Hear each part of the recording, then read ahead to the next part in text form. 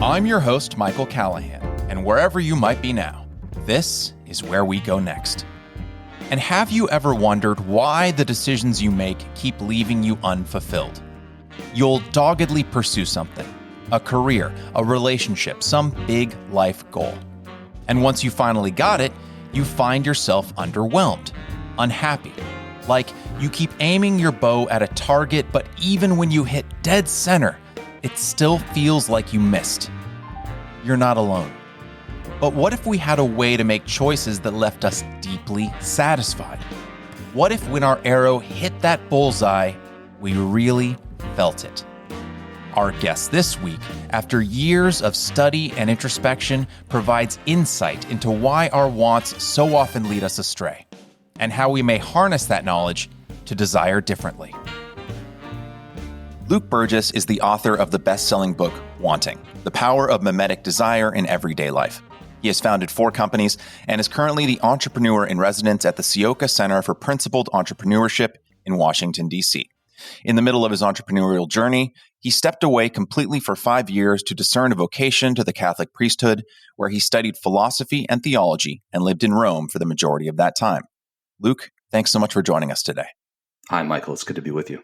Well, what a coincidence. It's good to have you. So I'd like to start with a quote from an interview you gave to Gary Tan. You said, although you were working 90-hour weeks as an investment banker in your 20s, quote, I wasn't building wealth. Even though I was making a lot of money, I was paying a massive misery tax, meaning I was buying a bunch of things that I didn't need to make myself feel better at the end of every day, end quote. So you moved from Hong Kong to Hollywood to pursue tech entrepreneurship, founded 7 LLCs during that time. But what you say next is something I deeply relate to, and I imagine many listening do as well.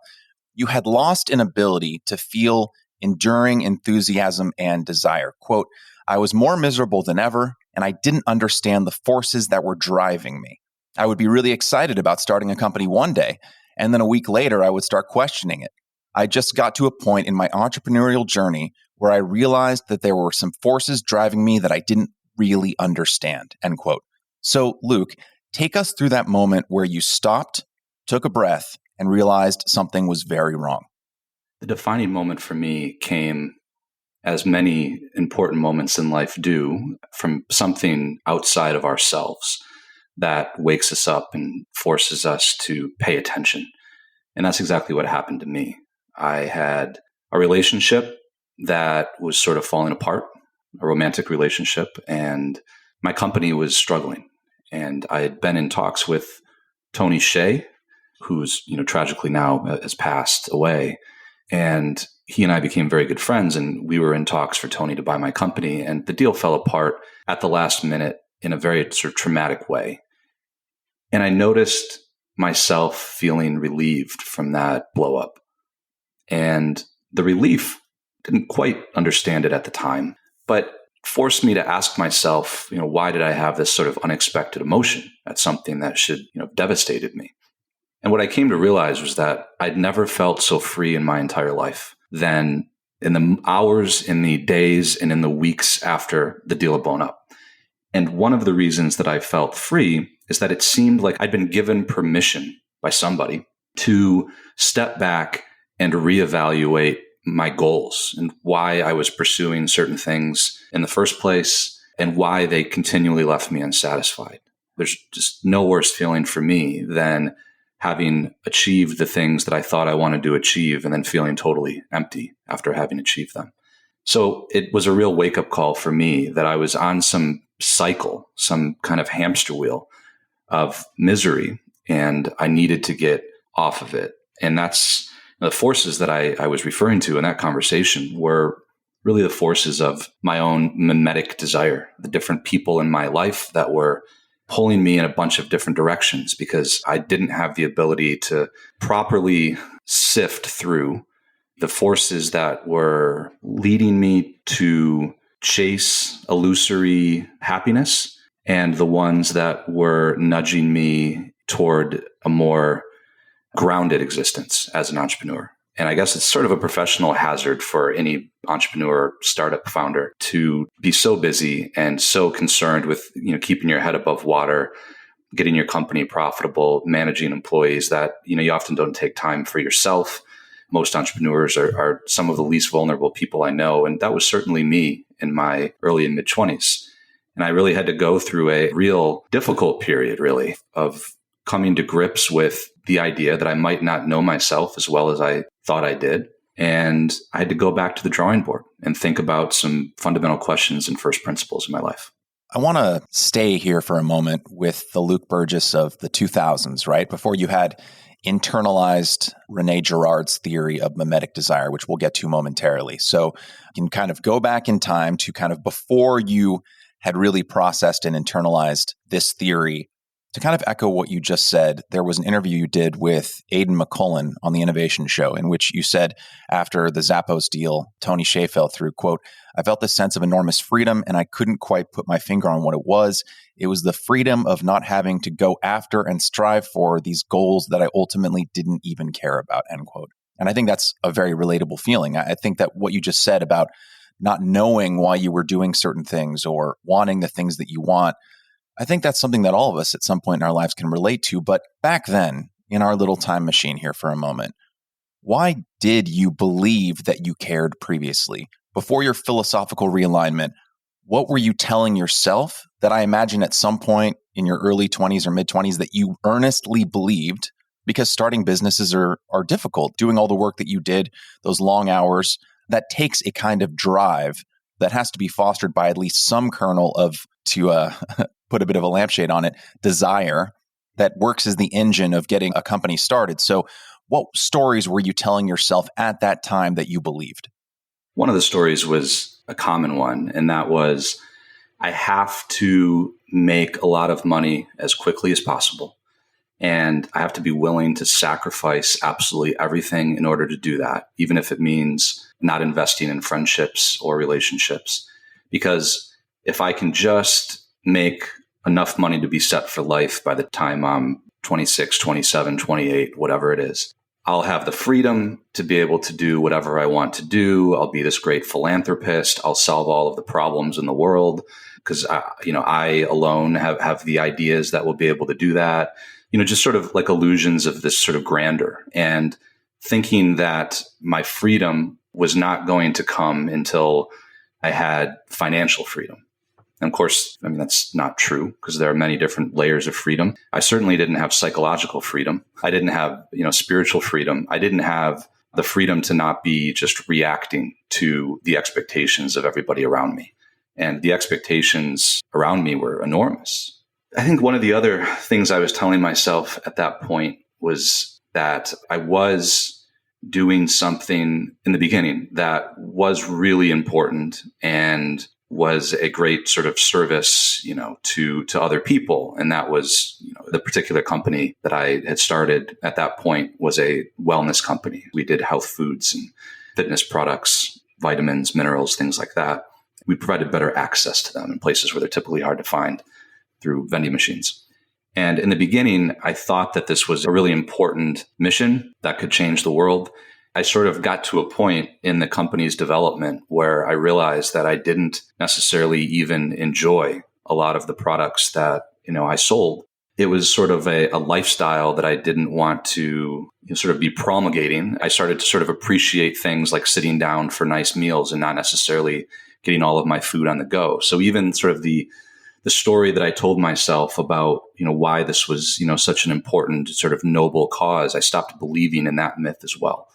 And that sort of left me, that sort of totally pulled the rug out from under my ambition or my desire to continue building it when I didn't really even believe in the company itself. So there's the company itself aspect of it is one thing. And then there's this other part of it that didn't really rely on the company at all and was more of this sort of existential crisis where I was sort of looking for some kind of, not only financial freedom, but also I think recognition, affirmation, status, respect, doing it through starting companies. And I've started to realize lately that, oftentimes we say that we start companies or take on projects in order to solve some problem in the world when what we're really trying to do is solve some problem inside of ourselves. And that's what I was doing through my never satisfied striving and my 90 and 100-hour weeks. I'm still a very ambitious person. I still work very hard, but I don't do it for the same reasons. Sort of looking for people to give me something which they could never give me, which is sort of maybe a sense of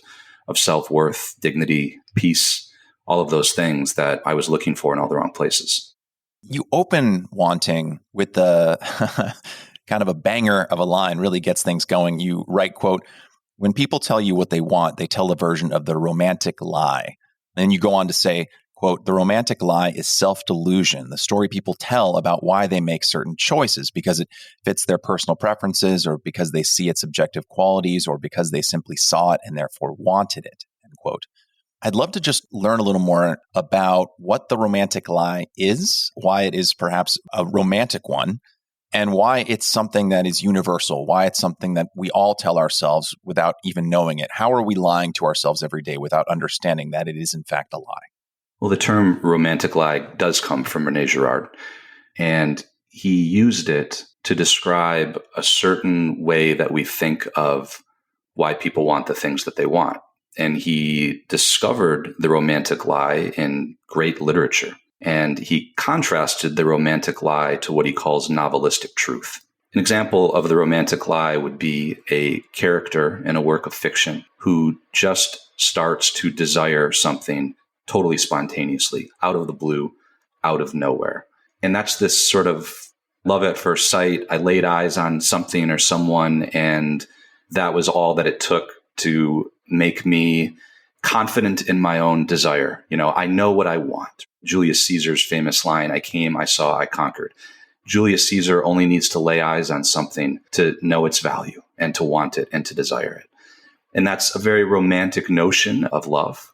It's a romantic notion of desire. It's the idea that, there is a straight line between us and the things that we want. And I think this is, probably just a product of partly the Enlightenment, sort of romantic ideals. We're not reliant on anybody else, and we go through life as these sort of independent individuals that don't need any help understanding what to want. And Girard said we're social creatures, and that's not the way that desire really works. And in the great novels, the characters always have some model or mediator of desire, somebody else that's in the story who is helping affect what it is that they want. And he said authors can't write really authentic characters that desire like that, which is more true to how human beings actually desire, unless they've underwent what he calls a novelistic conversion. And, great authors, Shakespeare, Dostoevsky, people like this, he said, have underwent that novelistic conversion.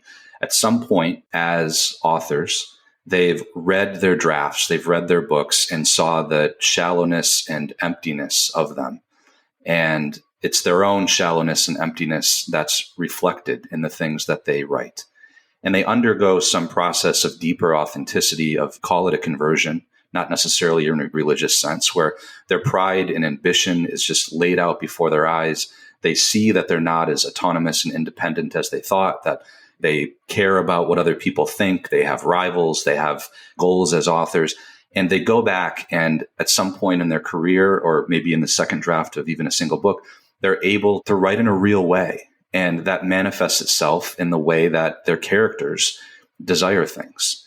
And that took me a long time to wrap my head around. So he basically said that process that great authors undergo is the same kind of process that every person needs to undergo in their life, where they kind of have all of the illusions and lies that they told themselves stripped away, and they're able to really come to grips with maybe their vanity, whatever it is, right? Whatever that thing is that's causing them to communicate inauthentically and to live that way. And I found it fascinating that, he discovered, what we'll talk about soon, mimetic desire and this romantic lie in literature. Because what is literature? It's just a mirror to human nature, because literature is written by people like you and I. And fiction contains great truths of human nature. And it happens to be where Girard spotted this difference in how characters desire things. And then from there, that was a starting point for him.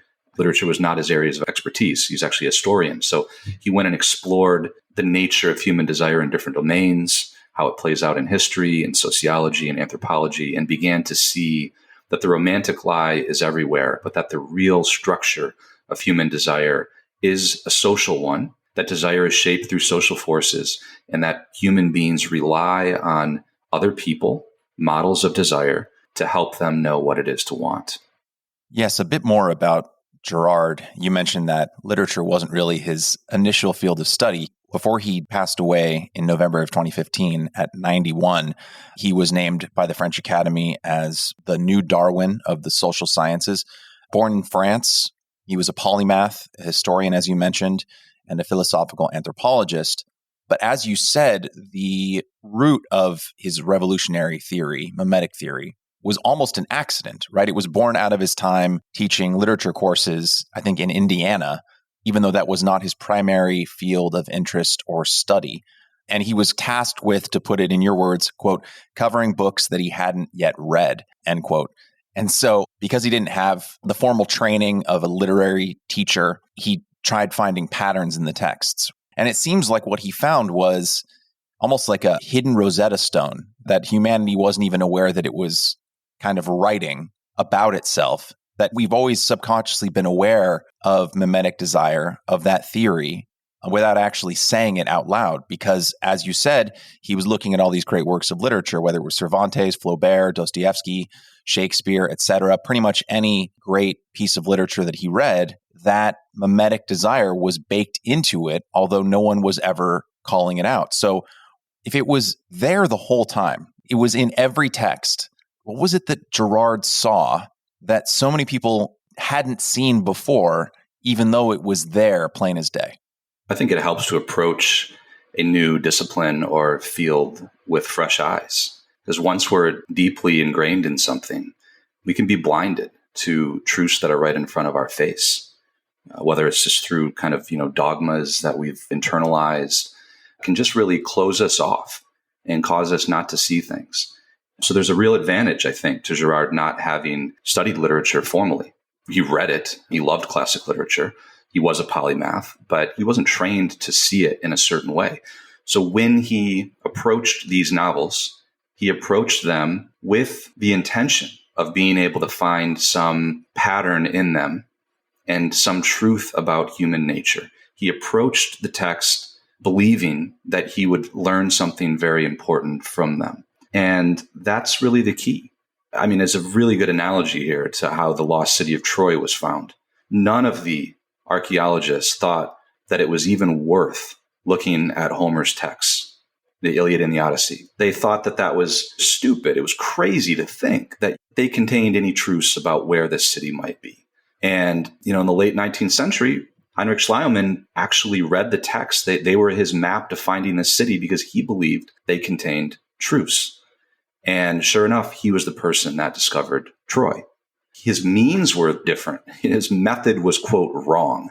And Girard approached the text sort of like Schliemann, with the idea that I can find a pattern here and that there is, across the text, there is some truth about human nature, sort of at a structural level. And he was determined to find it.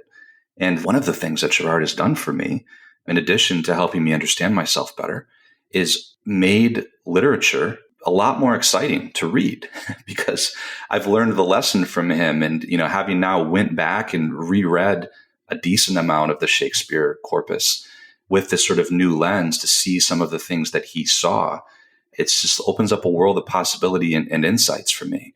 And there's a really important lesson there, that sometimes the most important truths come from the most unexpected places. There's this example that you use from the Bible that basically says that this theory of mimetic desire in the literature that we read goes as far back as the original story of how humans were created per the Bible in Genesis, that Eve would not have wanted to bite from the fruit of the tree had the snake not told her that she wanted to. And then Adam would not have wanted to bite from that same fruit had Eve not told him. And I think on a surface level, people can understand that very clearly because in that example, it's overt. I'm telling you that you want something and then you want it. But a lot of mimetic desire, and I think this is where it starts to get a little trickier intellectually until you kind of really sit in this theory for a while, is happening on a subconscious level. Basically, the idea is and I'll throw it back to you in a second so you can tell me whether I've interpreted it correctly or incorrectly, is mimetic desire is basically saying, I see you enjoying a sandwich, and so now I desire a sandwich. And it's not so much that I want a sandwich, but I want the enjoyment of the sandwich that I see you getting. So then I triangulate the enjoyment I see you getting onto the object you're eating. And so then I tell myself I want a sandwich, but in fact, I'm just seeing you enjoy it. Is that sort of in the right ballpark? Or I'd love to just kind of pull apart the kind of subconscious level of mimetic desires that are happening, because I think when someone tells you about something and then you want it because they told you, that clicks pretty quickly. But I want to kind of explore the subconscious mimetic desires that happen and how we internalize them as our own. Let's come back to the example of the sandwich in a minute. That's an easy one.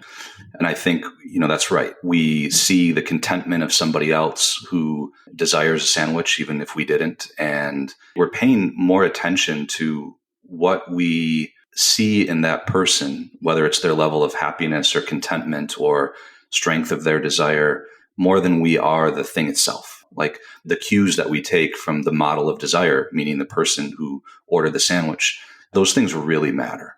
We can get to why some models of desire matter more to us than others. But the point I want to make here, and going back to the example from Genesis in the Bible with Adam and Eve, one way to think of mimetic desire is suggested desire. Things are suggested to us that we ought to want. The serpent sort of suggests to Eve, don't you want to eat this apple? It's being withheld from you for unjust reasons, and suggest that she would be happier if she ate it. And there's a whole nother discussion here that we tend to want things that we can't have. And in fact, the harder they are to get, the more that we seem to want them. It's the forbidden fruit. Don't push the button. Yeah. Yeah, exactly. I mean, just the mere fact that it was forbidden inflames us with desire. But this plays out in a far more subtle level. Like, it's one thing for me to explicitly suggest to you that you should want something. Michael, you should want to interview this guest in your podcast or something. It's another thing to have desires suggested without any words being spoken at all. And I think this happens all the time. And this is why this is so important. For instance, hey, Luke, shouldn't you be more upset with what that politician is doing? Shouldn't you be more upset with the Democrats or the Republicans? That's a suggested desire to me. What's being suggested to me is that I should be more concerned than I am with something. That's a desire, right? It's not just an emotion. There's a desire being suggested to me. And I think that people do this all the time. This is where it's really important to understand that 99% of mimetic desire or suggested desires are completely unspoken. We are just intuiting what other people around us want. And then those desires become contagious. Because Girard said, and I think this is true, that man is the creature that doesn't know what to want. So he looks to other people to help him choose what to want. And of course, when we're talking about this, we're not talking about our basic biological needs. We're talking about more abstract things. And it's funny how it works, right? Like, if we move towards something, if we desire something, it could be a spouse, somebody that we're dating, it could be some new toy or car that we buy, whatever. If nobody else seems to want it either, we start to second guess ourselves and wonder if we made the right choice. It's almost like we need validation. We need somebody to want what we want, or else we don't value it. We can go through life like that. I mean, that was my fundamental problem as a young entrepreneur. I needed validation for my own desires, whether they came from investors or other entrepreneurs, whatever. And this idea of suggested desire is being very subtle, usually being unspoken. We have to understand when that suggested desire is affecting us at some level, and when we're adopting things because they've been suggested to us by people that may not even have our best interests and well-being at heart. You see this in the media. They literally benefit from us wanting certain things. And the suggestions, I think it can be highly manipulative. And I think being aware that this happens is really important. Yes. I have a couple follow-up questions to what you just said. I think there's a lot to dig into there. But is there an example, one you could make up, about mimetic desire that really strips it away? If we could just focus on one, let's say one hypothetical person. That could be you, that could be someone you've made up, a friend, an imaginary person. And just explain really quickly or however long you need, how mimetic desire would operate in their one life, right? Because mimetic desire is something that affects all of us. It's something that affects societies, right? But I think to make sure that we have a really firm grasp as listeners who are perhaps new to this idea, can we take it down to like a solitary individual, let's say starting his or her day? How would mimetic desire influence their actions, perhaps unknowingly to them? Sure. I will use the character that I invented in the book. So this is a hypothetical character. It was difficult to write this book because talking about mimetic desire, I was careful not to try to use too many real people because it can be embarrassing. But I think this is an example that people might be able to relate to. Somebody at the end of a long work day, you're frustrated with your job. This person goes, meets a friend at a bar and, walks into the bar wanting a cold beer and just to catch up on work and life. And they get to the bar and meet their friend, and their friend decides that they want to order a nice cold gin martini. So all of a sudden, the friend orders a gin martini. Oh, that sounds like a good idea. The desire has been suggested, right? So orders a martini instead of a beer. Now, that's mimetic desire at the most superficial level possible. It's just giving us ideas for things. Oh, I didn't know that I wanted that. We say that all the time. At least I do, right? When it comes to eating out or something that I want to drink. Luke, just to jump in real quick to make sure that I'm following along. Correct me if I'm wrong here. For mimetic desire to take hold, there has to be a subconscious want that the mimetic desire can potentially fulfill. There's something you said earlier about when you were a young entrepreneur and you thought you wanted A, but what you really wanted was B. Like you thought you wanted to start these companies for XYZ reason, but perhaps what you really wanted was respect, accolades, recognition, whatever it might be, right? And you saw the A, the companies, as the way to get to the other thing, B, right? So for mimetic desire to take hold and for you to believe that you want a beer, you need to subconsciously want something that you think the beer will get you to, right? Like there's a long day at work, you're exhausted, you want to relax and unwind.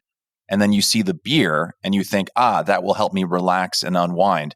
Am I on the right path here that for mimetic desire to latch, you need to be thinking that it's going to fulfill a need that is internalized? Yes, that's absolutely right. There's always something deeper going on than the thing itself, 100%. Not to use too philosophical of a term here, but Girard says that all desire is fundamentally metaphysical desire, meaning it's not for any physical thing. It's always for some quality of being that we're looking for. The metaphysical part of it, I think, grows stronger and stronger as we move out of the realm of physical things and we start talking about things like status or respect or identity. So sure, maybe I switched my mind and wanted to drink a martini, maybe just because, a beer stopped sounding good and I realized that I haven't had gin in a long time. But it could also more likely be, well, maybe deep down somewhere, I'd rather be the kind of person that drinks martinis than beer. It's sort of a completely different thing, right? And you think, James Bond, and you think of the kind of people that drink martinis. Right. So maybe there's some of that going on, right? And I don't want if my friend's drinking martinis and I'm drinking a beer, does that signify something? I don't know. But then we're standing there with our martinis now, and my friend really excitedly tells me that he just got a $10,000 raise at work. We went to the same school, we work in the same industry, maybe competitive companies. And, maybe I feel like I work at least as hard as he does, or maybe even harder. And now I make $10,000 a year less. And now all of a sudden, this person who's my friend, I smile and I pretend that I'm happy. But deep down, I'm affected by this, right? Because now he's not just sort of modeling the desire for a martini to me, but modeling the desire to make an extra $10,000 a year, frankly, and describes a career path. And this is going to allow them to take the vacation that they've always dreamed about. That $10,000 is going to go to going to Tahiti, which he's always wanted to do. And now I'm thinking, well, shit, I haven't had a nice vacation in years. Like, screw this guy. Like, what has he done that I haven't do? And now he's modeling the desire to take a vacation. And this could just be a friend, right? I go home that night and I'm just sort of obsessively thinking about how I can ask for a raise at my job. I'm thinking about how I can take my girlfriend on a better vacation or something like that. And it all comes back to mimetic desire. I woke up that very morning not having any desire to take a vacation. I was content with how much money I'm making, right? I mean, don't they say like once you're making over $80,000, $90,000 a year, like incremental increases don't lead to that much happiness. The number's probably a little higher now with inflation, but isn't that crazy how that works though? So I mean, in the course of a single day, my desires have went all over the place and they've been affected by models. And maybe, I don't know, I got a text from another friend who's modeling a desire for something else. And it's like, if I don't have a good sense of who I am and what I care about, every time this happens, I'm going to get thrown off. And this explains a lot.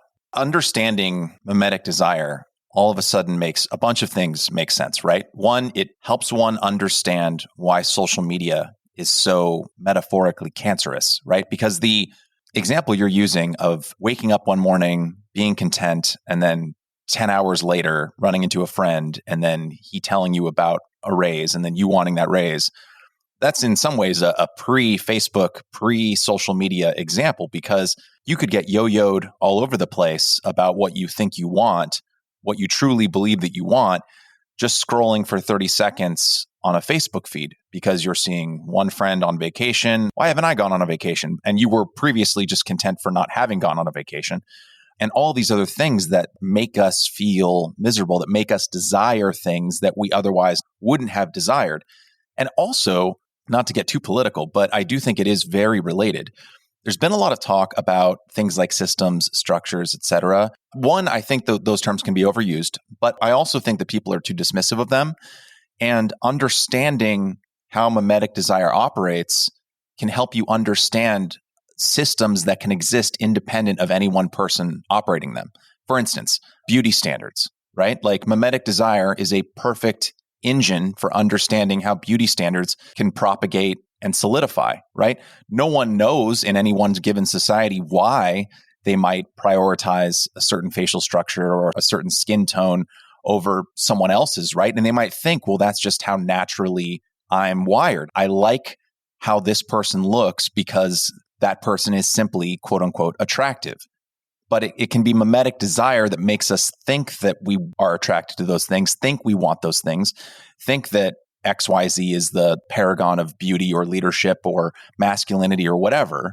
But in fact, it's a mimetic cycle that is feeding into itself long after the people who maybe started it were dead, right? So it's just interesting to think how once you kind of unlock almost a chaotic way, to be honest, Luke. I mean, I'd actually love to hear about how you kind of stabilized yourself once you learned about this theory, because in some ways, learning about it can be a kind of destabilizing event in a life. That's true.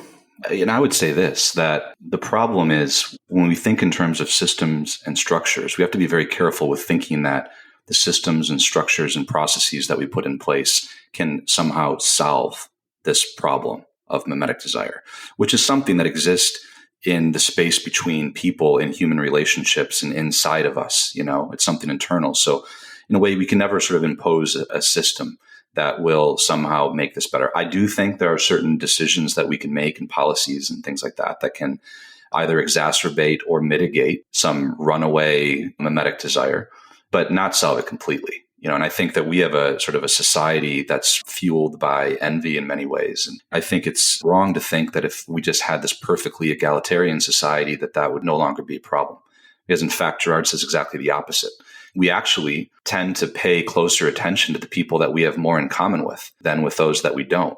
You know, for instance, if you ask most people who they're more jealous of, the person that makes an extra $10,000 a year, who they know and work with every day, or like a billionaire like Jeff Bezos, most people are going to say the person that they know. They're a better comp, right? Comparable. So it tends to exacerbate things, right? It's like the narcissism of small differences. I'll give you an example of how that worked. So one of the ways that I grounded myself and sort of worked some of this out in my own life was stepping away. And I did seriously discern sort of a radical way of life for a while. I was discerning becoming a priest, and lived in a seminary in Rome with 250 other guys, right? All sort of striving for virtue and these high ideals. And we're all kind of the same in there in the sense that, you know, we live together, we share our meals together. We're all kind of subject to the same schedules and rules and norms. And in that environment, it's like the mimesis was on overdrive. because we're all hyper aware of minor differences in people, right? Whether it's like political positions or how much pasta some guy put on his plate. Every meal is communal, right? So you're always paying attention to little things like that. And it was kind of crazy, like how much rivalry, rivalry is something very much connected to mimetic desire. That was probably apparent in the example that we used with the friend, at the bar, because mimetic desire by its very nature is tethering ourselves to what other people are desiring, which sort of de facto makes us their rivals in a sense, even if we don't necessarily know it. And I don't know if I've ever seen worse rivalry than in that particular environment, which is funny to think about. It often manifests itself in sort of closed environments. I think it can be worse. But I think that, for me, the most important thing to do was to totally extract myself from all of the things that were exacerbating it in my life, social media being one of them. I only got back on social media shortly before my book came out. And I don't know how long I'm going to stay on it. For years, I wasn't. And that was an important part of my process of like grounding myself and spending the time that I needed to spend to understand myself better. There's a lot of things. This was a decade-long journey for me, but that was certainly one of the most important things that I did. Yes, it definitely sounds like it was. The idea of mimetic desire being strongest when you are in close proximity to a person. You want what your neighbor has, you desire what your coworker has achieved, etc. In some ways, it seems like that really directly explains why violence is low in countries that have a lot of poverty but not a lot of wealth, but higher in societies that have a lot of wealth inequality, especially when people who are poor are living in very close proximity to people who are wealthy. That the proximity of people of different social strata and economic strata leads to the kind of conflict at a very high level that is present in day-to-day activities at a much lower level of desire and competition that can happen when you're comparing yourself to a peer. Yeah, that's very much in line with what Girard found. If you look at a lot of the horrific violence in history, most of it is between people that have been in close proximity, whether geographically, socially. There have been more internal genocides, more intra-family violence than the kind of highly mythologized, quote, random act of violence, right? Like you hear about that and you sort of get the impression that there's a lot of violence that happens. Just I could be walking down the street and at any moment somebody could kill me. That's not really how most violence happens. Most violence is, you could call it mimetic violence, right? Between people that are already in some kind of mimetic, rivalrous, envious relationship with one another. That's a real wake-up call. I think it's really important to understand that. Now, what that says about how to run a country or city planning, I don't know. But it is very consistent with what Girard found in the way that mimetic desire works. What are the implications of mimetic desire on something like, say, free will? Because the theory forces a person to confront that they are not necessarily in control of their own life, at least not in the way that they thought that they were. So if desire is not an autonomous process, but a collective one, right, that is spurred through cyclical society-wide imitation, are all of us simply reacting? Are any of us ever truly acting? Where does the cycle begin? Are any of us individual actors? Do we have free will under this theory? I believe we have free will, and Girard did as well. And free will is why anti-mimetic actions are possible.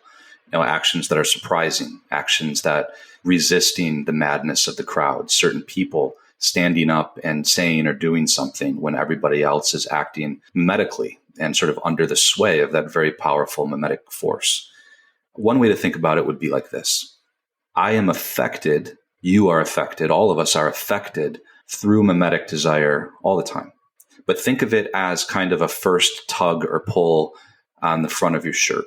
At a certain point, if you realize like, oh, I want this thing because this desire is being modeled to me in this way, you then have a moment of freedom, I believe. I think you lose that moment of freedom if it goes too far. I think that I had lost my freedom in those early stages of starting my company. I was so deep. But realizing that, oh, I want this thing, well, let me step back and be an agent and either intentionally choose it or not, or reject it. So we can sanction our desires in a positive sense. One example, like I have desires all the time that I don't have to pursue, and I have the freedom not to pursue them. I was having a conversation with a guy who said, yeah, it's not that abnormal for, a man to sort of be attracted to another woman who's not his wife. And at that very moment, he has to make a decision, right? I'm married, and that's a desire that I choose to reject. And if I keep following it, if I even entertain it in the wrong ways, I don't know, go out and get a drink or something like that, I reach a certain point where I might lose the ability to so easily reject that desire. It's always easiest to do it right away.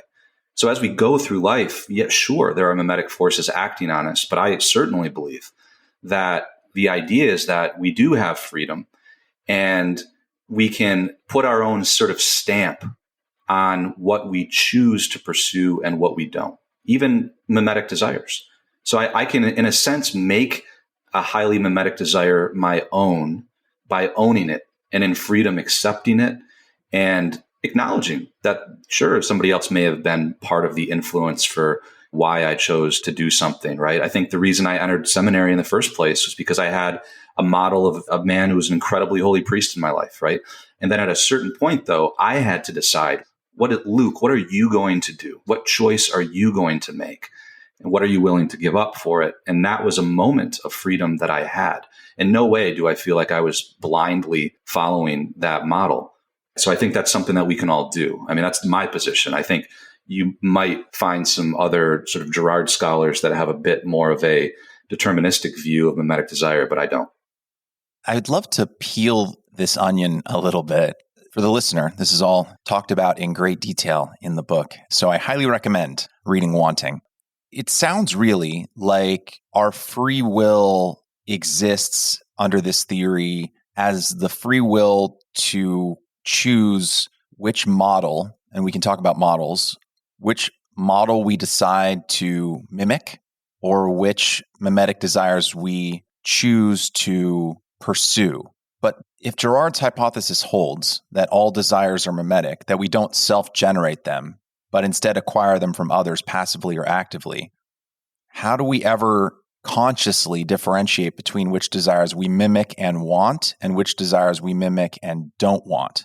Because if we're always living someone else's desires because all desires are acquired from others, how do we ever know which acquired desires are actually ones that we truly want, right? Because, I know this is getting a little heady, so apologies to the listener, but let me just use a hypothetical, right? And I'll make myself the character here, but this example is hypothetical. So let's say that I'm pursuing career A and I thought that I wanted it, and then I realized that I'm unhappy. So then I take a step back, I absorb the fact that mimetic desire has gotten a hold of me. And when I feel myself wanting something else, I take a moment to think about it and reflect on it and figure out if I truly internally want what I think I want or not. And maybe I go another way, or I find another desire that I think might actually be more healthy for me or more aligned with my goals. But even if I consciously believe that I am doing the real work of figuring out which mimetic desire truly speaks to me or is best for me, or I've really thought about it a lot, there's some level of subconscious stuff happening there that I don't ever really truly have control over. That ultimately, isn't it all really a story that we tell ourselves? And there are healthier stories and less healthy stories, but are we ever truly able to really harness our will in such a way to really know for sure that the desire we think we want is actually one we ever truly want? Or can we just kind of get better at filtering those desires, but never truly discussing this stuff can get in the weeds pretty quickly, but I'm just trying to figure out how we can ever really truly know what we want. Is that possible? Well, I think this is a really important discussion to have. So thank you for that. First off, this is very debatable whether all desire is mimetic or not. I think there's such a thing as non-mimetic desire. I do. And there's many people that know Girard very well that would say that all desire is mimetic. So I just should say that I go further than Girard in the book. I propose new ways of thinking about it, and this all doesn't come from him. So if there's anybody that really knows Girard, please don't be mad at me for this. I do believe that there are non-mimetic desires. And one way to think about it is that mimesis exists on a spectrum. Some people can do one thing for extremely mimetic reasons, and other things for relatively non-mimetic reasons. They could have arrived at a conclusion rationally and decided, I'm going to take this medicine because the science says this is the best medicine for me to take. I don't think there's anything that mimetic about that. So I think we can make anti-mimetic decisions. Not that that's always a good thing. I mean, there's some areas where I want to be more mimetic, right? Where I see that I need to grow in some area and I adopt a wonderful model in that area to maybe it's, to be a better husband or, to develop some skill that I wish I had. I find a good model and I intentionally adopt that model. So I think that's absolutely a great way to think about it, that if it's true that, most of our desires are mimetic, then really comes down to choosing the best models, right? To be intentional about who the best models are. I find this whole discussion, I wasn't expecting it, but I've been speaking to younger and younger audiences lately. I have freshmen in college that I teach. I've even been speaking to high school kids. They understand this really well. I was really surprised because it does seem heady. Like, nobody's heard the word mimetic before. It can get really philosophical, but they totally get it. And they begin to think about friend groups. They start to think about why they choose majors in colleges. And I have seen them. I have seen very unfree young people begin to just step back and not follow the first tug of mimetic desire, but have a bit more self-possession when they go about making these decisions. And frankly, I'll give you a somewhat heavy example, but this is from my own life. And, I think sometimes reality has a way of really grounding us in what's important. And the mimesis and the mimetic desire is totally stripped away. I lost my mom late last year. We were trying to schedule this podcast and we had a hard time because I was sort of in the middle of my life got totally upended. And, my dad has Alzheimer's disease. And I quickly became the primary caregiver for a father with relatively late stage Alzheimer's dementia. And my response to caring for him, it's hard to describe. It feels like an unmediated desire to love my father, right? There are certain things that I don't think are mimetic, right? A mother's love for her child, sort of in the moment being asked, right? Feeling this enormous responsibility to care for my dad, and sometimes I get 20 calls from him in the course of a day. And there's like a sort of there's a moral sort of duty I feel there. And I think that when we start getting down to these really sort of incarnational examples, and I don't have sort of the decadent luxury of getting lost in all the mimetic desires that I see on Twitter every day, thinking about what cryptocurrency I want to invest in or where I want to go on vacation or whatever. And I'm just confronted with the reality of another human being in front of me that I have to care for. All of that bullshit is stripped away.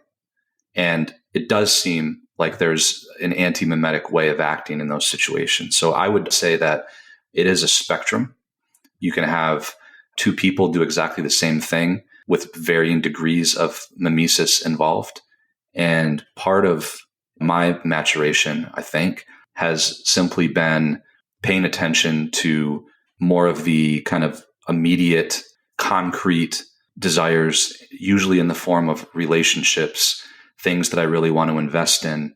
Because it seems like the more I get untethered from sort of the immediate world around me, the more I can just become afloat in a world of sort of infinite desires, if that makes sense, where usually what I feel like I'm being asked to do in my life is a lot simpler than I make it out to be when I start overthinking it.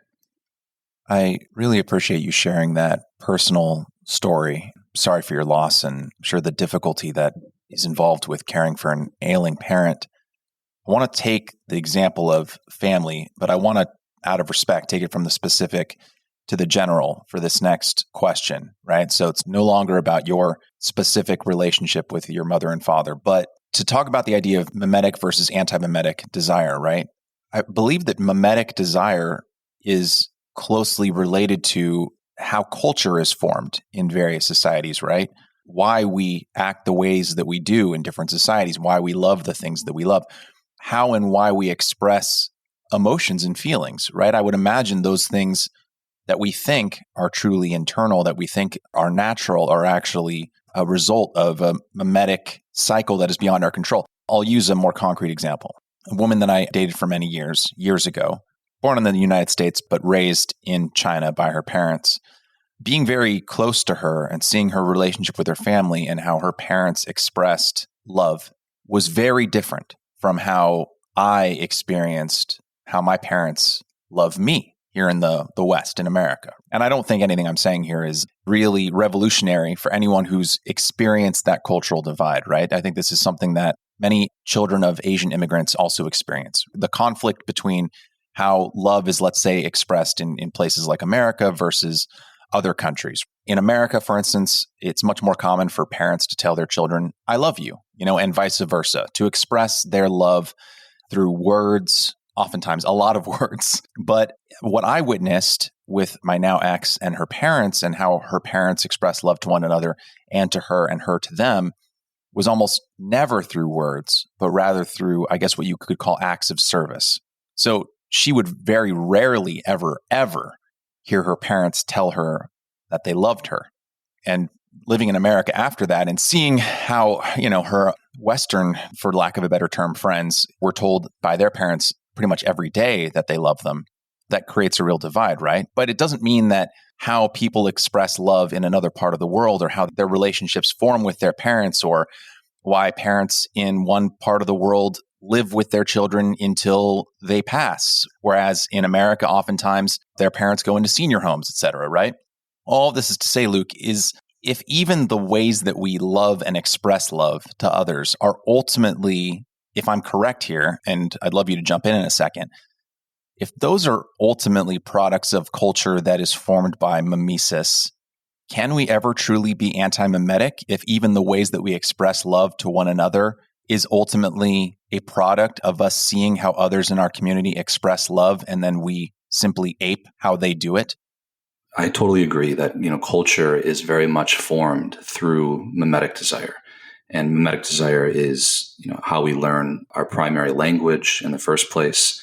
It's a tremendously positive thing in that if we didn't have the ability to imitate so well, we wouldn't be able to form complex culture at all. This is sort of one of the things that really, makes humans unique in the universe. And it also is what allows us to enter into relationships with other people. Even our ability to have conversations is really reliant on our powers of imitation. So yes, we learn all kinds of things from cultural taboos to, we're all sort of born into a system of desire for sure. And that system of desire often is powerful. And sometimes we don't realize the system that we're in and how much it affected us until we go and maybe live in another country and we see that their norms are very different. So I think that's absolutely true. I also think that there is sort of a universal principle of mimetic desire that simply manifests itself in different ways in different cultures. I've had many women tell me that their sort of mimetic desire is experienced differently than it is for men, where sort of like great rivalries and ambition among entrepreneurs and business people is almost like glorified and applauded, where it's not in the same way with women. So, and it's different across cultures too. It works itself out in different ways, but it's still there. I still think that across cultures, though, there are examples of people that are able to step outside of the mimetic dynamics. I have a hard time explaining, like in a tyrannical place, where you see somebody do some extraordinary heroic act of love. And I don't know if that heroic act of love, I'm thinking of, Maximilian Kolbe in Auschwitz, where he took the place of a large family that was going to be executed and, spent days in a starvation bunker in place of them.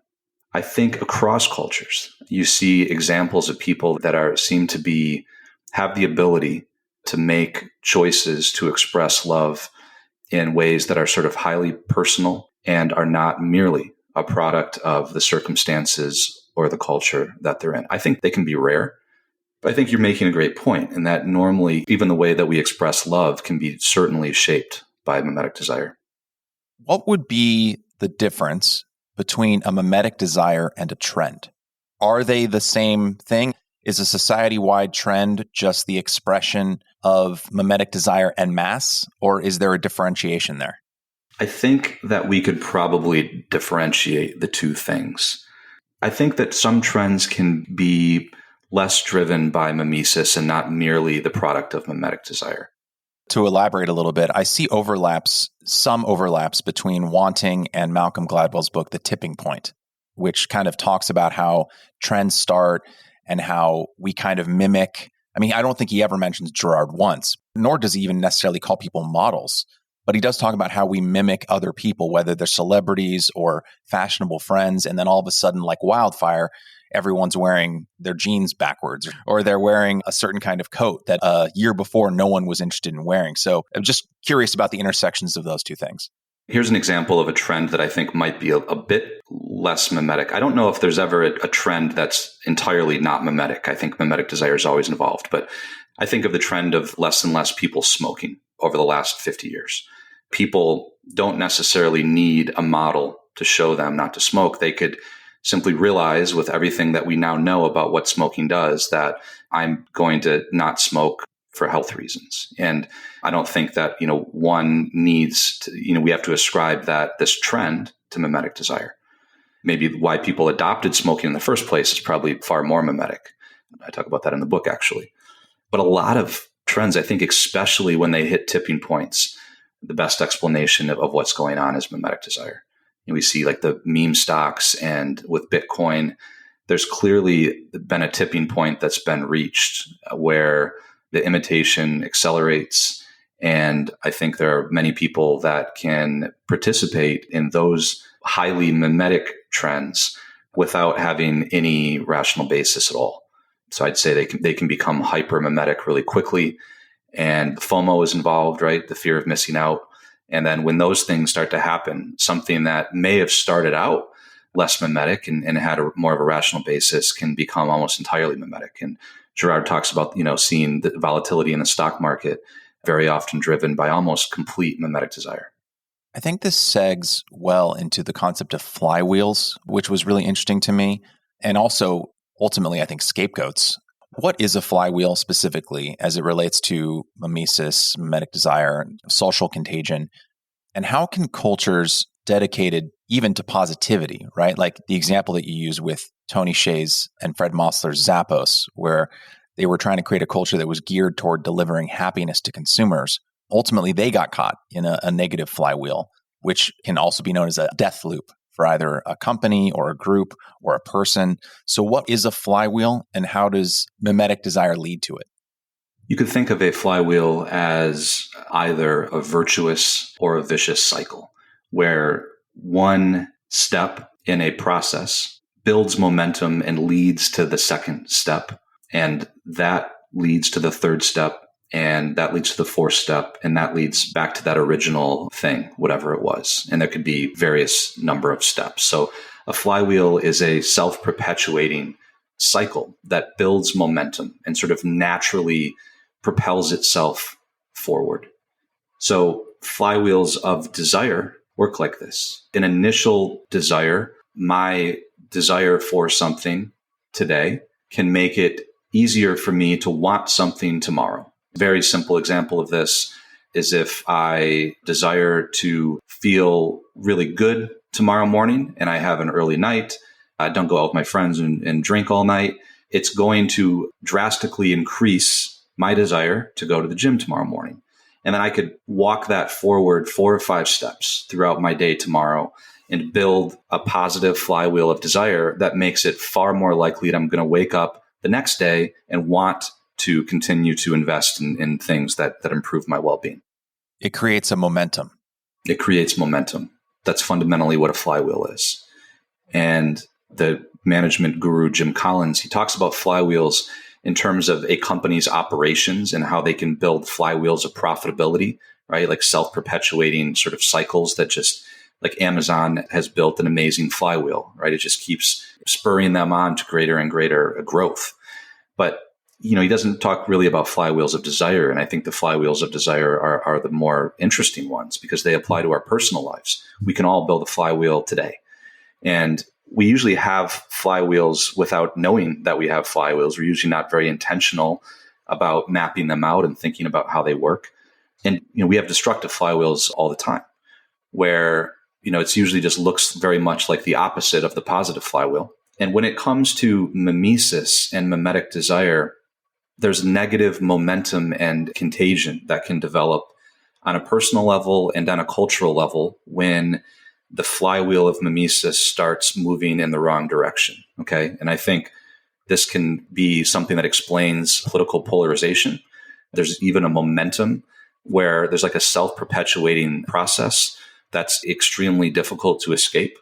And it sort of starts with mimetic desire leading to rivalries and then leading to reinforced rivalry and reinforced animosity and anger that has a flywheel moving with incredible force and speed towards something. Think about how does a flywheel stop? Okay.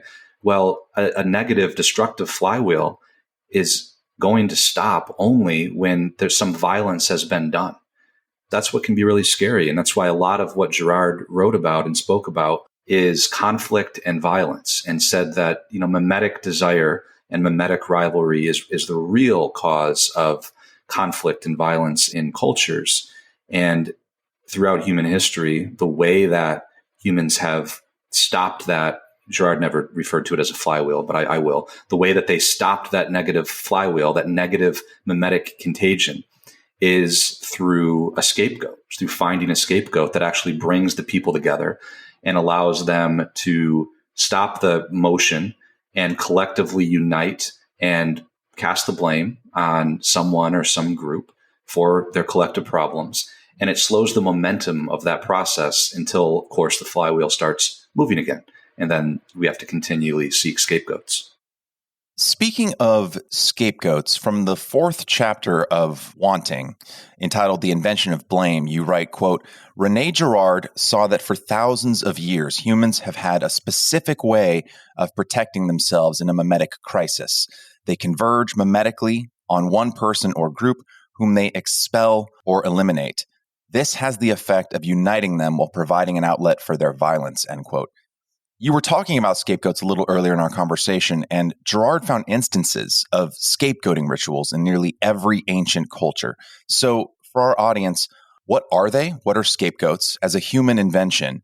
And how do they, fairly or not, act as a kind of emergency brake during a mimetic crisis? Yeah, so unfortunately, we could think of a scapegoat and the scapegoating mechanism, which is the process by which a scapegoat is chosen and expelled from a society, almost like a really dark human social innovation that saved us from ourselves, that saved us from our own violence. So a scapegoat is just a single person or maybe a small group of people, which is singled out as guilty of causing whatever problems ails the group. Provides a community an outlet for its problems. And humanity has always done this, and we've been very good at it. So the Greeks actually had a word for this person, which is not scapegoat. Their word was pharmakos. That's where we get the word pharmacy in English. And the pharmakos simultaneously means the poison and the cure. In the pharmakos, they found the poison and the cure in the same person. So they singled out somebody who was thought to have caused some societal ill or brought a plague into a community. And in killing that pharmakos or expelling the pharmakos from the community, they would experience this sort of temporary feeling of salvation. We've solved the problem. Well, obviously, all the systemic problems remain. And the Greeks had these elaborate rituals around the pharmakos. They would typically parade the pharmakos through the street, whip the pharmakos, spit on them. This process before the pharmakos was expelled is what helped lead to the kind of social cohesion, the feeling of catharsis that they had in doing this and sort of transferring all of their own tensions and problems onto the pharmakos. And then eventually in driving the pharmakos out, killing the pharmakos, there was this temporary feeling like they had gotten rid of the problem, extinguished what ailed them. And it's funny, in ancient cultures, a lot of times when there was a biological plague, something would strike a community and people would get physically sick. They often had a social solution for that problem. They would sort of invent this mythology that, was brought on by this person that had an evil spirit and they're the one, so there's something almost demonic about this idea, right? It's like a form of exorcism, form of societal exorcism. And, In ancient Israel, they had a very similar ritual, and that's where we get the word scapegoat from. The high priest on Yom Kippur would symbolically transfer all of the sins of the people in the temple onto a goat, and then they would unite, and the whole community would drive that goat out into the wilderness, and with the goat went their sins, went all of their problems, and then they would do the same thing again the next year on Yom Kippur. And that's where the word in English, scapegoat, comes from, literally that ritual. So we all know that word. I don't think a lot of people sort of know this sort of rich history behind it. But from a Girardian standpoint, or when we're talking about mimesis, there's a few things that are interesting about scapegoats and the scapegoat mechanism. So first of all, it's not merely that, we're discharging our violence on somebody that's undeserving of it. The scapegoat actually doesn't necessarily even have to be innocent, right? It can be guilty or innocent. It's just somebody who's chosen to stand in for our own guilt. This is really important to understand because we typically think of scapegoats as innocent, but they're not always innocent. They're just people that do an effective job of standing in for our own guilt. And sort of a relatively recent example of this would be the former leader of Libya, Gaddafi. I don't know if you remember these sort of horrific videos of what was essentially a lynching. And, he was being spit on, he was being beaten. Everybody was standing around watching this. And, Gaddafi, I don't think was a good guy. I mean, he certainly had a lot of guilt. But what we saw there, and if you read some of the language that was used to describe his murder, one of the other sort of officials in Libya said, "Today we've expunged all of the evil from our society through that act." He literally said that. "We've gotten rid of everything that ails us because he's gone." That's exactly how the scapegoat mechanism works. And in fact, because he was guilty, because he had committed violent acts, it's his very guilt allowed him to more effectively stand in for the guilt of everybody else. So he was sort of used. And, we see this in our society all of the time. I think the scapegoat mechanism is really at the root of what we call cancel culture. We think of it in superficial terms. I think there's something much deeper going on there. There's always this process of discharging our own mimetic rivalries and tensions onto somebody that seems more worthy of blame. I like what you said earlier about it being a human innovation because it seems to have popped up pretty much in every human civilization. I have two questions here. One, do we know if there's a certain time or period in a society's life cycle when scapegoating manifests? It seems like for scapegoating to really serve a purpose, a society has to reach a certain size for the idea of needing a scapegoat to kind of manifest. Like in a small tribe in which there's 10 or 20 or 30 people who all are either related to each other or who have known each other their entire lives, I feel like a scapegoat either wouldn't be necessary or wouldn't quite work. But I imagine when your city or your town or your tribe gets to a large enough point, that's when you realize you need some kind of release valve. You need some kind of way to release societal pressure.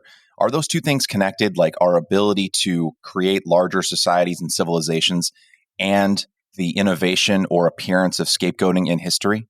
They're absolutely connected because the scapegoat mechanism is a human method of self-preservation.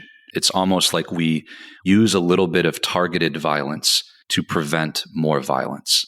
That's a very self-preservational thing, which according to Girard has allowed human societies to grow and develop. And in fact, he would even say that a lot of culture and institutions are built on top of the scapegoat mechanism. In other words, if there wasn't some kind of hidden violence at the root of them, they would sort of just collapse. They rely on that.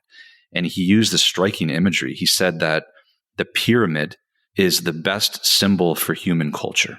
Because what is a pyramid? Well, it's a big pile of rocks, carefully constructed rocks. And it resembles a large pile of rocks that would be over a victim of stoning, which was a very common practice in ancient times, and unfortunately still is in some parts of the world. And he said, the pyramid is kind of the cultural institution that humans built on top of what was this sort of spontaneous scapegoat mechanism. We actually created the institution of the pyramids. And what lies at the bottom of the pyramid or at the bottom of a pile of rocks? Well, a victim. That's literally where they buried their kings, or a scapegoat. So in other words, the scapegoat is sort of very foundational to human society, unfortunately. It's what we've always used for self-preservation in some ways. So yes, it gets more complex and elaborate, and it gets harder and harder to sort of know what Girard called the founding murder, sort of the more complex a society gets. And we have to kind of go back to the beginning. And, we always have, sort of mythologies about any kind of founding. Isn't that interesting? Like there's mythologies about founding companies. I promise you, I've never heard a founding company story that's actually accurate. Mythology, sort of brushing over even, the New World in America, like the violence that was done. These mythologies spring up, right? Romulus and Remus, right? The founding of Rome. The whole story around the founding of Rome has to do with two twin brothers who get in a fight, and Romulus kills Remus. And then Rome was established because of this founding murder. It almost takes on this sort of sacred act. And it does seem like in society, we perpetuate that scapegoating violence in various institutions. One example, not to get too political, but I believe is capital punishment, in the US. It seems like in this country, there's no reason why we have any kind of need to execute anybody, in my opinion. I don't think that it's something that we need to do. But it almost seems as if, because it's a highly ritualized act, it seems like some kind of a recreation of some ancient scapegoat mechanism to me. And I spoke to one scholar of René Girard, and he said, in all of the debate about capital punishment, the one most fascinating case against abolishing capital punishment would be that maybe society would just sort of crumble and collapse if it didn't have this ritual that plays out around this violent act that provides some sense of catharsis for people. And I think we can find examples of this ritualized violence all throughout our culture, at the heart of our institutions, at the heart of companies, corporate cultures that rely on sacrifice to survive, even in sports, right? The sort of the ritualized process of singling out who was responsible for the team sucking that year. This year, maybe it's the Lakers and it's going to be Westbrook and whatever. And then we get rid of them. And then there's a temporary feeling of catharsis and then we move on. So in deep, serious, dark ways, we do this. Then even in sort of more superficial ways, we do it in our Twitter feeds, right? We see that, it's a form of social cohesion, bonding around this kind of ritualized violence. Clearly, it seems like scapegoating serves a very real and oftentimes useful purpose in societies both old and modern.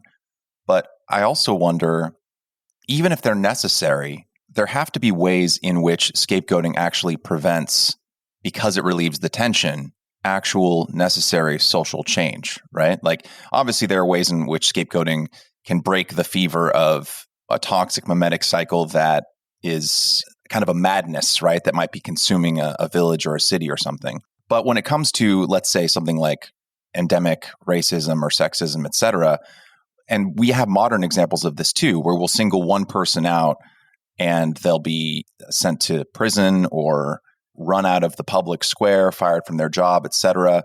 And they'll act as kind of a marker, right? Whether it's like a Harvey Weinstein or, there's so many different names you could pick. And you're like, he or she is the symbol of the toxic rot within XYZ portion of society. But the thing is it relieves the tension. We all, at least on the surface, move on, quote unquote. But societal problems are always bigger and more widespread and interconnected than any one single person. So it seems like scapegoating helps us relieve tension, that keeps us from boiling over. But in a way, it also kind of retards actual progress because it gives us a feeling of relief that maybe stops us from continuing to press forward for more change. Yes, the scapegoat mechanism absolutely prevents systemic change because it concentrates our attention and focus on a single or solitary figure and does provide this sense of catharsis. I remember watching the Jeffrey Epstein case with real intrigue because obviously I was writing this book and thinking very much about the scapegoat mechanism as I was watching that. I mean, obviously he's not the only person that has committed crimes like this, but there was such focus on him.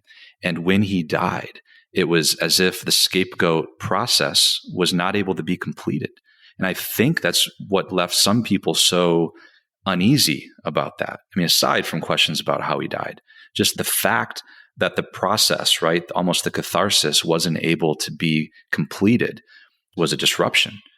That's one of the most interesting things about that case, in my opinion. So yes, the scapegoat mechanism gives us an out where we don't have to deal with systemic change, whether it's racism, whether it's any kind of societal injustice, because it's giving us the illusion that we've driven out the problem and there's the temporary catharsis, the temporary relief, and we haven't done any of the especially internal work that all of us sort of need to do with examining these problems in our own lives. You know, racism is a good example, right? We are all called to do that. We all have to do that.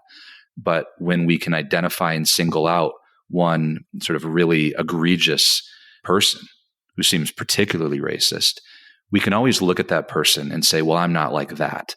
And they deserve that punishment. And we can kind of kick the can down the road a little bit further without actually addressing the root causes. That is a great observation. The point you made about how because Jeffrey Epstein wasn't able to go through the full scapegoating process, right? A process that on a conscious level, if you haven't read about this topic, you're not even aware is happening.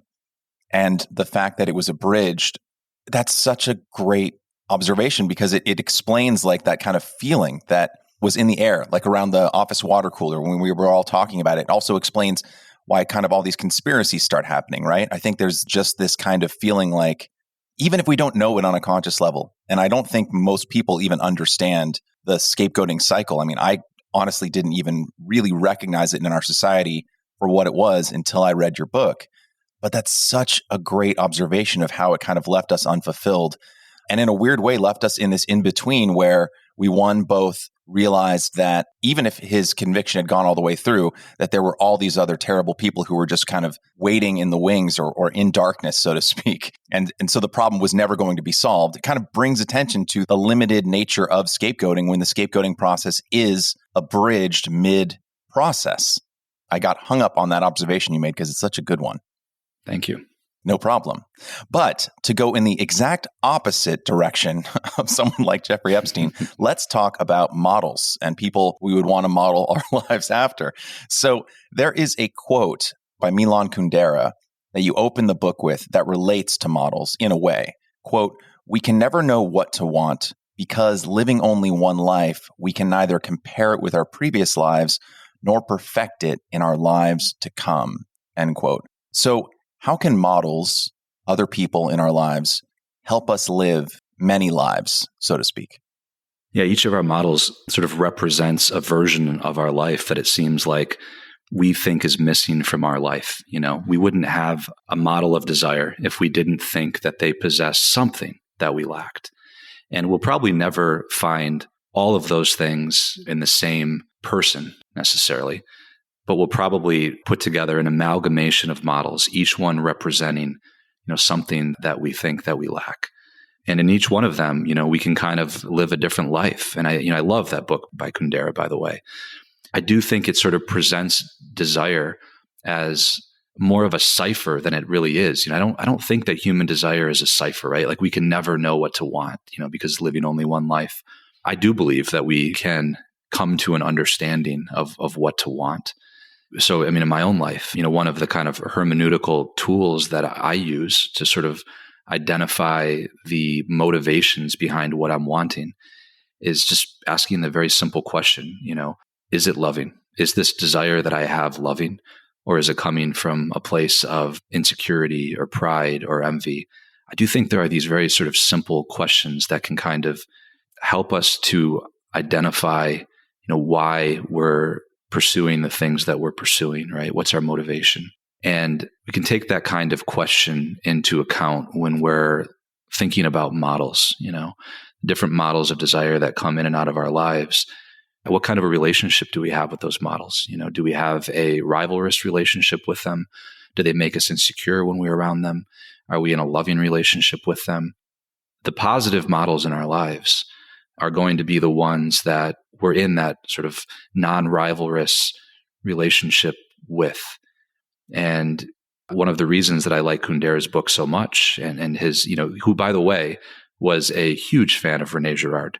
I think he'd read everything that Girard had ever wrote, and you can see some mimesis embedded in his books and in his characters in that quote in particular. That's a good example of it. He sort of gets at this idea that life is this iterative process. We have models that come in and out of our lives, and the goal is, as they do, we can either gain a better understanding of ourselves and who we are or not. So as we sort of live different lives through these different models, the ultimate goal is to live our own and take away self-knowledge and discovery from these different models of desire. There's a book that I can't quite remember the name of, but I am remembering a passage from it. It's actually about like how to be a better salesman. I can't remember the name of it, but it's talking about how once you understand human psychology and you understand that humans have subconscious processes like animals do, you can kind of use that knowledge to your benefit, so to speak. But one thing that he points out, this author draws attention to how we'll look at animals, right? The example he uses is a kind of fish that whenever it sees the female of its species starts doing a mating dance, and scientists were observing this fish and they could trigger the fish's dance by taking like a red cloth, putting the red cloth underwater and shaking the cloth. And the cloth, in its appearance, in a rudimentary way, it was close enough to how that female fish appeared that it would trigger the male fish to do his mating dance. And the author, I remember this passage because it really stuck with me for a very long time. I read this book about 15 years ago. And the author was making a point that we look at animals like this, or we can anyway, and think, oh, we're so much better than them. Humans would never do that. We're smarter than this. We're not going to fall for some fancy red cloth, dangling in front of us, and all of a sudden we're going to start dancing, and we have no idea why. But he went on to then say, actually, the human brain does all sorts of things subconsciously that we're not aware of, and we don't understand why we do some of the things that we do. And one of the things that I really loved about your book, Luke, was how it draws so much attention to that very idea that there are cycles that we can get trapped in. There are wants we can have, desires we can have. We'll do things, pursue things, go to school, go after jobs, take up people as models, and all these other facets of our lives that we'll pursue without ever really asking or understanding why we're doing them. So I guess my question, as it relates to models and kind of mimetic desire in general, but in this instance, I guess we could keep it to models if you'd like, is if so much is happening at a subconscious level in ways that we can't fully understand, even when someone does the work, right, reads René Girard, reads Wanting, and even understands it, how long can we actually consciously harness that? It's kind of like if you learn a foreign language and it's not your native tongue, there is some way in which you have to consciously think about it as you're speaking, as you're listening. It's never going to totally be a part of you. So how do we regulate that? Understanding that mimetic desire, understanding that seeking out models is in many ways a subconscious process that happens in the background. How do we take those moments when we can consciously harness it and think about it and focus our attention in really efficient ways when we can? How do we strike that balance? Yeah, it's a great question. Yeah, and by the way, the fish sort of example is hilarious, I think, waving a thing and making this fish do it. I'm surprised there's not a meme about that yet. I feel like I'm going to be thinking about that one. I've got this imagery in my mind of this fish dancing. I think that we will always be mimetic creatures. I know that I am. And I read René Girard over 10 years ago and have been deeply probing myself and doing everything that I can to see this within me, both my positive mimetic desire and my negative mimetic desire. And my wife makes fun of me all the time because I wrote a book about mimetic desire and I'm as mimetic as anybody. So we have it in us, and the goal is not to escape it. I think trying to escape it is oftentimes just folly. It can make us more mimetic than ever as we think of ourselves as not subject to this. It's like, why do all hipsters look alike, right? Like we rejected the popular culture and just adopted new models. And Girard has a striking phrase. It's like everybody leaves the beaten path and falls into the same ditch.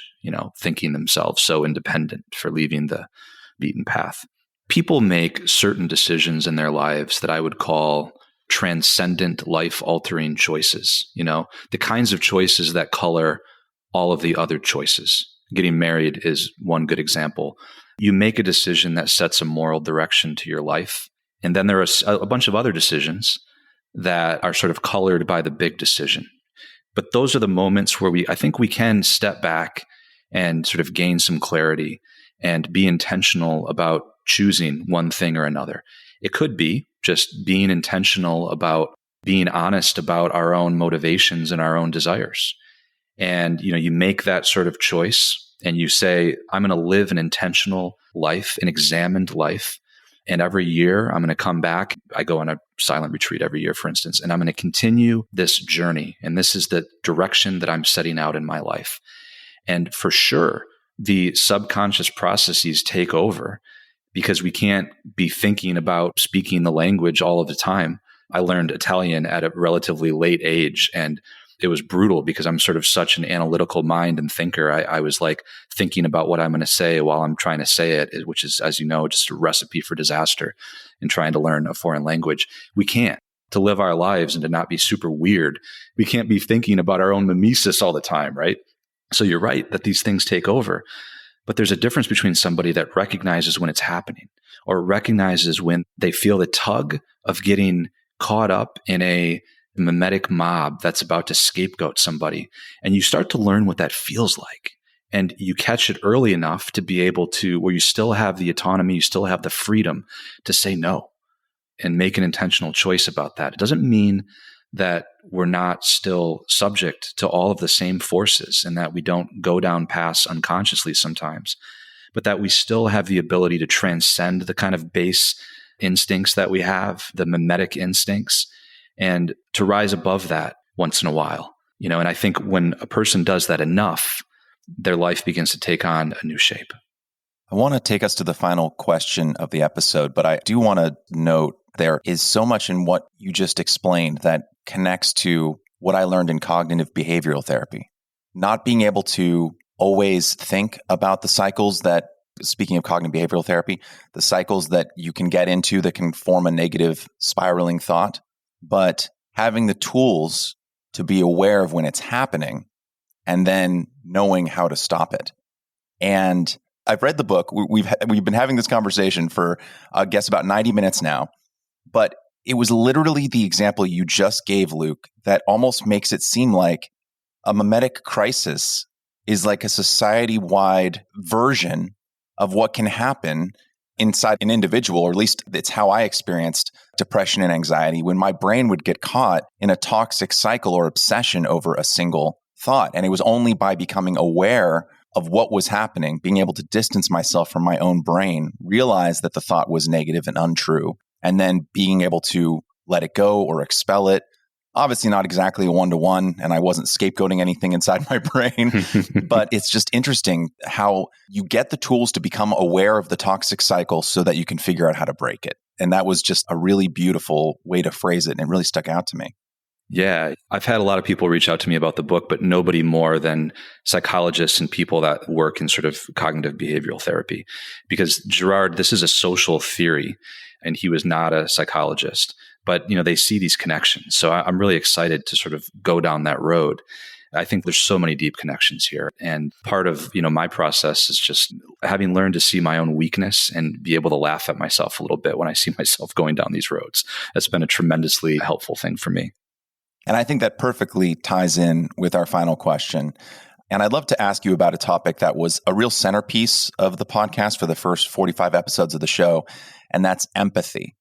In chapter 6 of your book, you write, quote, "In a mimetic crisis, everyone starts to become like everyone else. They lose self-possession and freedom," end quote. So how can we harness what you call in the book disruptive empathy to steel ourselves against being swallowed up in a mimetic crisis, which, let's be honest, seem to be ever more prevalent in our social media age, and use that knowledge to better understand where we go next? Well, it really comes down to, first of all, this having the awareness that we are at risk of being swallowed up in that process in the first place. And I lived most of my life not even knowing that I was caught up in mimetic processes. So the awareness is important. As long as the awareness leads to actual change and self-knowledge and affects the will at some level, the knowledge alone is not enough, right? I tend to think we live in a very Gnostic society where we view knowledge as salvation, and the knowledge alone, right? Like if I listen to enough podcasts and read enough books and I know enough facts, my life will be great. Well, obviously we know that's not the case. Like you can know everything there is to know in the world and still be really miserable. So unless the knowledge and the awareness of these processes actually affects us and affects some transformation and allows us to be more free and responding differently when we're confronted with hate and darkness and modes of being and speaking in our culture that are toxic, we actually have the freedom to respond differently. There are many different layers of freedom. There's physical freedom, there's psychological freedom, there's spiritual freedom, different layers of depths to these freedoms. And many people are not psychologically free enough not to respond in sort of a knee-jerk way to, provocations, for instance. I'm thinking of the political sphere right now. And I have to give a shout out to our friend Irshad Manji here, our mutual friend, I think. She talks about this all the time in terms of having moral courage, is how she describes it. That's why I love her work so much, because it takes courage to respond in what I would call an anti-mimetic way to somebody else. When somebody's being aggressive to us, when somebody dislikes us, maybe even has hatred towards us and responds to us in a non-loving way, being able to have the freedom to not respond in kind, even when every kind of instinct in our body tells us that we want to, right? You hit me, I hit you, maybe even a little bit harder. We're sort of wired almost to have this mimetically aggressive response when we feel that we have been wronged or when some violence has been done to us. But I believe there is a way to respond anti-mimetically and to sort of change the negative mimetic cycle, which never ends well, into something positive, positive mimesis. And with this, I think one of my favorite examples of this kind of anti-mimetic behavior is the bishop and Jean Valjean in Les Mis, right? So for anybody who doesn't know the story, Jean Valjean was in prison for 19 years for stealing a loaf of bread. He comes out, he's taken in by the bishop. And what does he do? He steals the bishop's silver in the middle of the night. And the response to that, for most normal people, I think, would be justice needs to be done. And what does the bishop do? Well, he responds in the most unexpected way. When the officers show up and, sir, what happened here? He gives him his silver candlesticks as well and sends him on his way. And Valjean, expecting retribution and punishment, and instead receives mercy in the face of his act, was enough to effect a change. It's a beautiful thing when we realize that we have the power to rise above how other people want us to react. And this is the whole game behind trolling. A troll knows that he has the power to get somebody to respond in a certain way, and that perpetuates a cycle. And if people don't respond in that way, well, the troll loses all of his power. And this is something I think we can all take with us into our everyday lives. Most of us won't be given an opportunity to sort of show mercy to Jean Valjean, but I bet we have opportunities in our daily lives, probably even in the course of your day today. You'll have an opportunity to respond in an anti-mimetic way, in this way of showing empathy in a disruptive way, meaning disrupting the usual cycle of sort of tit for tat aggression and violence. And if you do that, even in little ways, it just has a powerful, powerful effect on a culture and eventually on your own life. Beautifully said. I want to say to anyone who's listened to this episode that not only is it a great book, but I think what really stuck out to me was that beneath all the stuff that is in this book that I was able to learn, that you'll learn if you read it as well, I think at its core, it is a book about ultimately understanding how to love yourself better. Mimetic theory was something that you were able to harness to better understand why you were doing the things you were doing, Luke, and why you weren't happy. And it's about giving yourself the tool to step back understand why you're making decisions sometimes without even really thinking about them. So you can then make better decisions for yourself and be kinder to yourself. And I think in life, we can all get caught up in cycles that we're unaware of that lead us into toxic habits or to dead ends where we're unhappy. The book represented a journey to me about a man who was learning to love himself more and make better decisions for himself, and then wanting to share that knowledge with others so that they might replicate that in their own lives.